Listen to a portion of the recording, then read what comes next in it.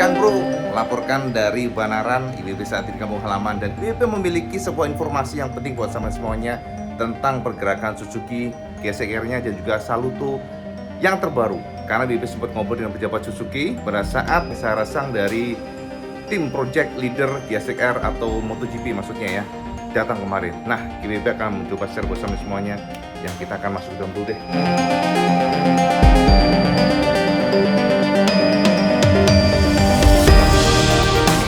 Ini sangat bagus banget, seru banget, karena ini berkaitan dengan pergerakan Suzuki di sini ya, di Indonesia. Oke, jadi gini Cak, informasi buat semuanya bahwa kemarin lusa, ya mohon maaf kalau berantakan Cak, baru mandi nih. Jadi kemarin lusa IBB sempat menghadiri yang namanya peluncuran, bukan peluncuran sih, maksudnya press conference. Jadi kita bertemu dengan Sarasang, sosok yang luar biasa, karena Sarasang ini masuk di Suzuki pada tahun 89 ya, 1989, dan Sarasang adalah orang yang sangat berpengalaman karena di tahun 2004 dia sudah join di MotoGP. Saat itu Sarasang salah satu orang yang juga berkontribusi besar untuk menciptakan engine V untuk Suzuki, GSV ya, kalau sama tahu GSV yang model engine V. Dan kemudian Suzuki berhenti sesaat karena kondisi keuangan pada saat itu. Lalu mereka gabung lagi dengan GSX-RR yang sudah menggunakan engine terbaru. Nah, untuk yang secara sang ini memang cukup banyak obrolan kita Cak mengenai bagaimana Suzuki di MotoGP, bagaimana Suzuki melakukan beberapa gebrakan atau bermanuver untuk tahun ini, karena mereka tahu bahwa kompetisi pada high level. Jadi kompetisi saat ini menurut Sarasang adalah sebuah kompetisi yang luar biasa sangat ketat. Jadi sepersekian milidetik itu sangat berpengaruh dengan hasil, dan itulah kenapa Suzuki saat ini tidak hanya fokus pada top speed. Dan Wibi juga sempat bertanya, bagaimana bisa Suzuki kok meracik GSX-RR sudah memiliki power yang luar biasa besar ya. Kita tahu top speed di Qatar kemarin tembus 354 km per jam, bahkan mengalahkan Ducati. Namun Sarasang memastikan bahwa itu bukan utama, karena Suzuki yang utama adalah bagaimana mereka meracik motor yang balance, motor yang bisa digunakan pada segala kondisi sirkuit, baik sirkuit yang straightnya panjang ataupun straightnya pendek, dan juga sirkuit patah-patah, layoutnya yang sangat sulit. Itu menjadi tantangan tersendiri buat Suzuki MotoGP. Tapi IBB nggak akan bahas mengenai itu Cak. Tapi IBB bahas saat ini akan fokus pada produk baru, di mana kita tahu bahwa Suzuki tidak banyak pergerakan di kelas apapun itu, 150cc, 250cc sudah lahir yang Gixxer ya. Walaupun sampean BB tahu lah, saya berharap Suzuki meracik motor dengan minimal 2 silinder atau mungkin bahkan 4 silinder 150cc, tapi yang nongol malah Gixxer 151 silinder. Ya kita nggak akan bahas itu pula, tapi kita akan fokus kepada satu keinginan sampean bahwa Suzuki meracik GSX-R 150. Nah, sampean tahu kan bahwa GSX-R 150 itu lahir di tahun 2017. IBB salah satu blogger yang saat itu menjadi saksi bagaimana Suzuki berusaha meracik motor yang high performance, memiliki engine overbore, memiliki motor yang memiliki teriakan RPM yang sangat tinggi. Jadi high rev-nya tertinggi saat ini kelasnya tembus 13.000 RPM, dan tentu tidak mudah untuk memberikan itu. Karena kenapa? Suzuki harus meracik sebuah material yang sangat bagus. Karena dengan overbore engine ya tentunya memang memiliki kelebihan bahwa mesinnya bisa teriak tinggi, namun tetap harus didukung oleh material engine yang bagus. Dan kita tahu bahwa saat ini Suzuki satu-satunya motor yang memiliki teriakan yang memang sangat tinggi. Dibandingkan dengan pabrikan Jepang lainnya pun, bahkan Suzuki masih terbaik. Nah, tapi kita harus juga sadar dan juga maklumi dan juga aware bahwa umur dari GSX-R 150 ini sudah termasuk tua. 2017 dan saat ini sudah 2022. Ini artinya umurnya sudah tembus 5 tahunan. Namun kenapa tidak ada pergerakan dari Suzuki untuk meracik generasi terbaru? Inilah yang menarik Cak. Dan ini pula yang BB sempat tanyakan kepada pejabat tinggi Suzuki, Shinosang, yang saat menjadi direktur presiden dua roda lagi, two wheels maksudnya, two wheels Suzuki. Shinosang bisa bertanya bagaimana Shinosang dengan GSX-R 150 yang terbaru, karena banyak sekali teman-teman yang menunggu. Kita tahu bahwa secara engine sudah oke, you have very good engine, kamu sudah memiliki engine yang bagus, tapi kita tetap butuh motor yang fresh, motor yang benar-benar baru. Karena kita tahu saat ini bahwa GSX 150 sudah berumur, dan jawaban dari Shinosang memang masih ngambang. Shinosang memastikan bahwa mereka saat ini memang sedang menyiapkan sebuah konsep.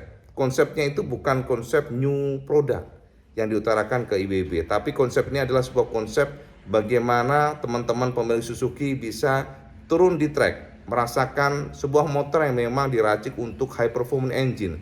Jadi Sinosan justru memastikan atau fokus kepada motor yang eksplorasi engine gitu loh intinya ya. Jadi bagaimana sampai nanti akan ada wadah khusus pemilik Gesik R150 supaya bisa merasakan sirkuit mungkin contohnya, atau merasakan motor ini untuk ya bertrek ria di sebuah sirkuit khusus, sirkuit yang official, tidak hanya di jalanan.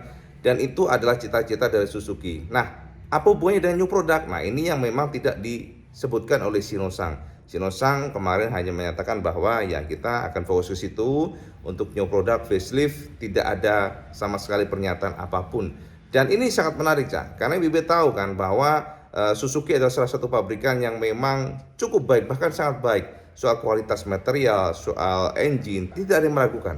Semuanya puas, Cak. BB aja punya Next ya, Next 2 yang di rumah itu nyaris tidak ada keluhan sama sekali dan engine-nya halus banget. Dan memang kelebihan daripada Suzuki, rata-rata engine-nya itu vibrasinya halus, bahkan untuk top speed pun terasa lebih halus. Ini karakter overbore juga menguntungkan, termasuk juga memang dari damper-dampernya, mounting engine-nya itu peredamannya mungkin lebih bagus dibandingkan dengan pabrikan lain, mungkin bisa jadi. Tapi apapun itu pasti nggak ada sempurna, pasti pabrikan ada kelebihan dan kekurangan. Tapi yang jelas harapan kita adalah GSR 150 ini harus disentuh ulang. Ini sangat menarik karena kenapa? Pada tahun 2019 IWB sempat di Jepang pada saat itu sudah mengatakan kepada Suzuki di Hamamatsu bahwa mereka harus meracik motor yang memang mengikuti tren, yakni dual kin AS, kemudian juga desainnya lebih agresif, menggunakan lampu sen LED, kemudian juga menggunakan sebuah desain yang memang maksudnya gini, harus melakukan image dari big bike mereka. Mungkin bisa mengambil dari GSR 1000, itu IB sudah sempat utarakan, termasuk suspensi upside down, swing arm banana, dan lain sebagainya. Itu sudah dicatat di Suzuki Jepang pada saat itu. Walaupun sempat terucap bahwa ini akan mahal jika mereka meracik semua yang IB utarakan. Tapi kalau menurut IBB, mahal no problem kalau memang bagus. Contohnya kayak R15M, sampai tahu kalau harganya kan gila parah, harganya termasuk sadis banget untuk ukuran 90cc.